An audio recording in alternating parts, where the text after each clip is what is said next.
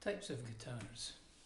Guitars can be placed in two major categories, acoustic and electric. Electric guitars such as the Fender Stratocaster and the Les Paul are normally associated with rock guitar styles where greater volume is required. The acoustic guitar is well suited to solo performance and accompanying vocals. Some acoustic models, like this one, can be amplified, and these are called electroacoustics.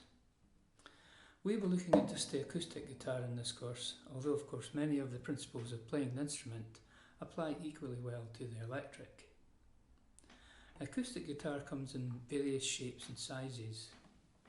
The dreadnought, like this one, is a standard type of acoustic named after a British class of battleship. Jumbos are bigger and curvier with a bassier sound, whilst parlor guitars are smaller with a more treble sound. These all use steel strings.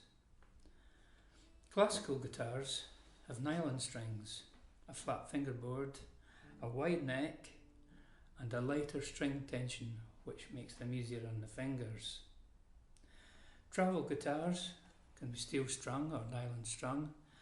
They're smaller and suitable for taking on vacation or practicing quietly.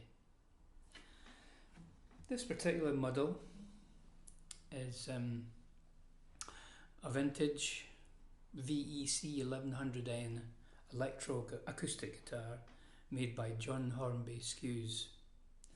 It's got a cutaway here to make it easier to reach the upper frets. I don't think they make this particular model anymore, but they still supply decent guitars for under £300 or $300. The various parts of the guitar can be made from a variety of woods.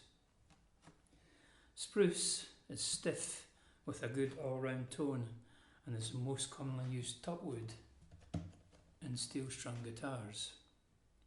Mahogany is dense and a popular choice for guitar backs and sides, giving a warm, punchy tone. Fretboards are typically rosewood or sometimes ebony.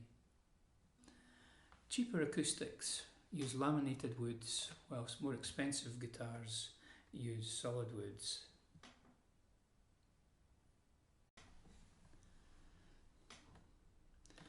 Functions and parts of the guitar. Fretboard. Situated on the neck of the guitar, the fretboard is also called the fingerboard. This is where you place your hand to hold down notes or chords. The frets indicate where notes are located and sounded by pressing the string just behind the fret, or just to the left of them if you're right-handed. The nut. This is used to anchor the strings over the fretboard, just like the bridge located on the guitar body. The strings are picked or plucked with the fingers. The height of the strings above the fretboard is called the action. The pitches of the unfretted or open strings, arranged from lowest to highest pitch, are from the 6th to the 1st. In standard tuning are E, A, D, G, B, E. We'll look at the subject of pitch and tuning more closely in subsequent videos. Machine heads, or the tuning pegs, are used to tune the individual strings up and down in pitch. And if the guitar is an electroacoustic like this one, then we have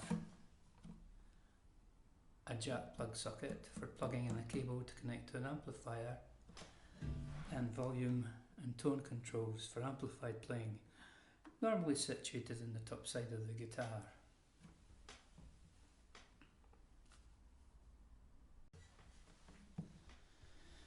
Buying a guitar.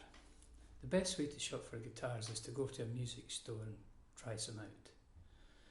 A good shop will not make you feel embarrassed about trying out a guitar even if you're a beginner. First of all, don't think right away about the money.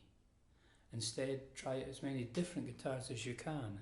Try to find one that suits you physically in terms of size and shape, also that it sounds good with the tone involved in that you want.